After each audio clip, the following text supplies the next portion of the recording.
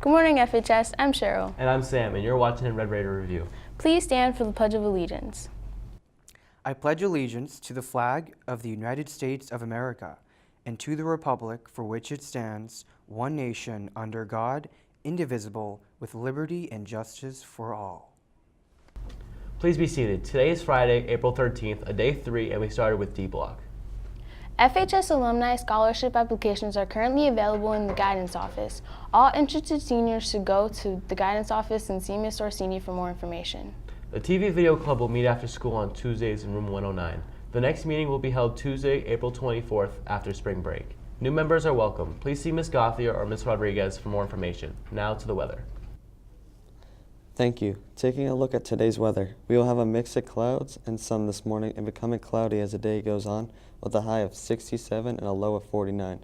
On Saturday, it will be partly cloudy with a high of 67 and showers developing later in the day with a low of 36. Sunday, it will be cloudy with occasional rain showers throughout the day with a high of 38 and a low of 37. Now back to the desk. Interested in programming or want to learn more about computers? Join the Tech Graders Club on Thursdays after school in room 111. The next meeting will be held on Thursday, May 3rd. See Ms. Gauthier for more information. Celebrate National Poetry Month by entering the STEM, Spectrum, or Miss Proctor's Poetry Contest. The STEM Poetry Contest is a competition that both FHS and Goodrich Academy are participating in. Simply write an original poem about one of the areas of STEM learning and submit to Dr. Cochran in the library by Monday, April 23rd, the day we return from spring vacation. See the flyers around the building or see Dr. Cochran in the library for more details. The Spectrum Club is running a poetry contest this month and will be giving gift cards to the top 3 winners. This year's prompt to write about is a moment that has changed your life and has shaped your identity. The deadline to submit a poem is April 24th. See Ms. Marrero or your English teacher for more information. Ms. Proctor is also challenging all of us to write a poem a day as part of our celebration of Poetry Month. No prize there except for the joy of writing. Now to a special for Poetry Month. In 1996, the Academy of American Poets dedicated April as Poetry Month as a way to increase awareness and an appreciation of poetry in the United States. Emily Dickinson was an American poet in the early 1800s, born in Amherst, Massachusetts, famous for writing many poems. To this day, it is stated that she has written almost 1,800 poems. However, she published only a few of them while she was living. People describe her poems as lyrical and unique. Sources say that she may have grown wildflowers for medicinal purposes and used them to show her mood in her poems. Today, many think Emily Dickinson's poems has had a big effect on poetry. A light exists in spring, not present on the year. At any other period, when March is scarcely here, a color stands abroad on solitary hills that science cannot overtake, but human nature feels. It waits upon the lawn, it shows the furthest tree. Upon the furthest slope we know, it almost speaks to me. Then, as horizons step, or noons report away, without the formula of sound, it passes and we stay. A quality of loss affecting our content, as trade had suddenly encroached upon a sacrament. We would like to congratulate the following students on their college acceptances. Hannah Nealon to UMass Lowell, Sharon Nelson to Clark University, Fairfield University, Fitchburg State University, and UMass Lowell, Michael Naud to LaSalle College and Springfield College, and Michael Pawson to Fitchburg State University. We'd also like to congratulate the following students on their college acceptances to Mount Wachusett Community College. Suvadi Nagan Vroloff, Labad Nayugab, J.L. Omalair, Jesus Orozco, Alexander Olette, Dylan Padilla Muner, Jacob Parker, and DeAndre Payton.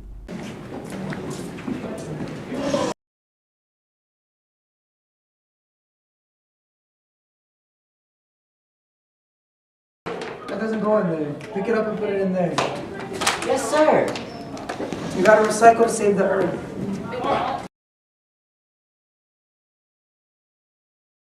I feel you 100%. Save the earth.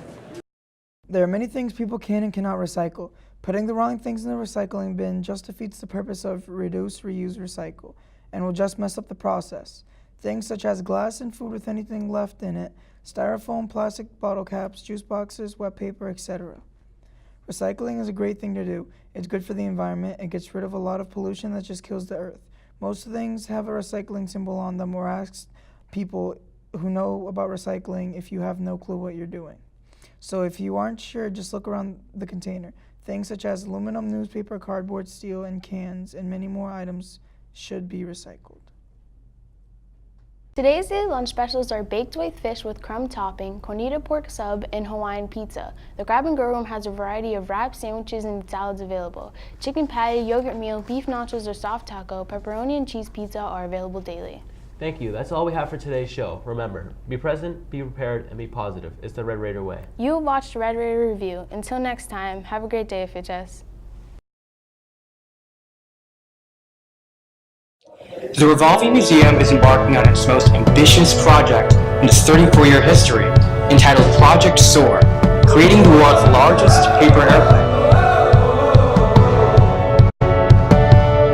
Project SOAR is a chance for us to pilot a project that will share information about peer leadership and depression prevention with a much wider audience. Seems like such a cool project. When you get to break a world record, which is pretty cool in itself. But just getting that message out there, seeing a giant paper airplane, like that in itself is cool. I love aerodynamics, love paper.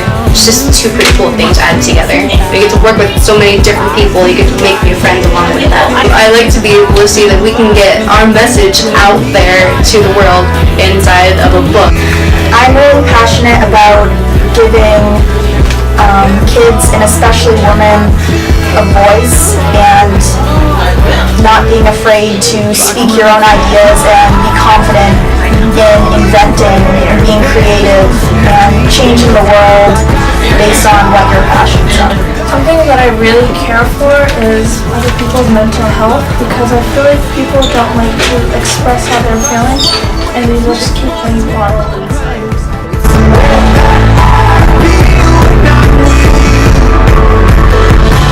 Brand new. Inspired by Fitchburg's paper-making history, this public art and educational project will involve the participation of over 2,500 artists and students and community volunteers in the creation of a 60-foot-long paper airplane that will take flight at the Fitchburg Municipal Airport this coming June 12th.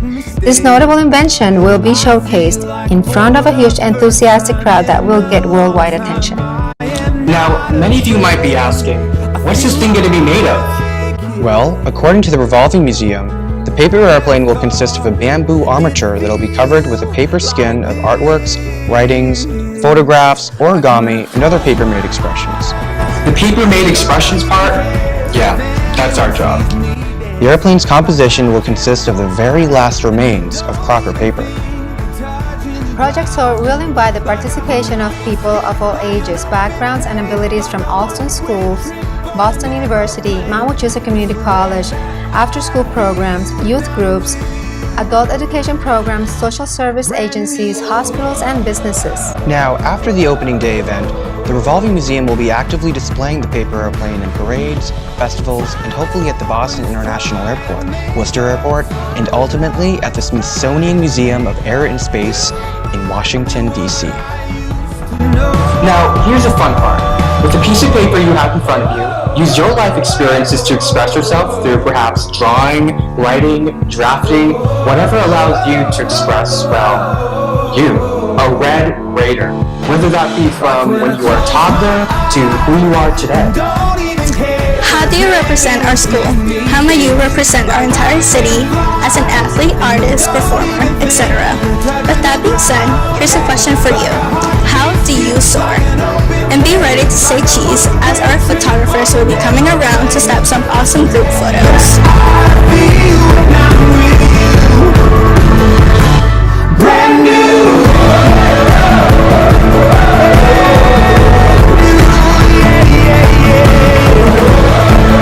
For more information on the Project SOAR initiative, please visit www.therevolvingmuseum.org/project-SOAR. Again, www.therevolvingmuseum.org/project-SOAR. Brought to you by the Multicultural Club of Fitchburg High School.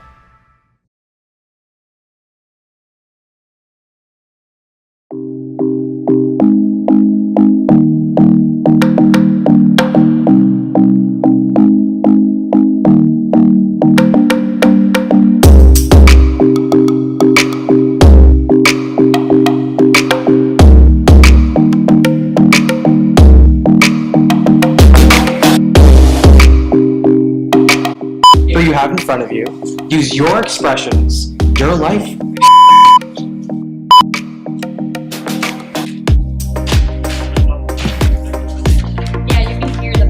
Expressions. The airplane's composition will consist of the very last remains of And be ready to say cheese as our Okay, I'm losing my voice. No, I go.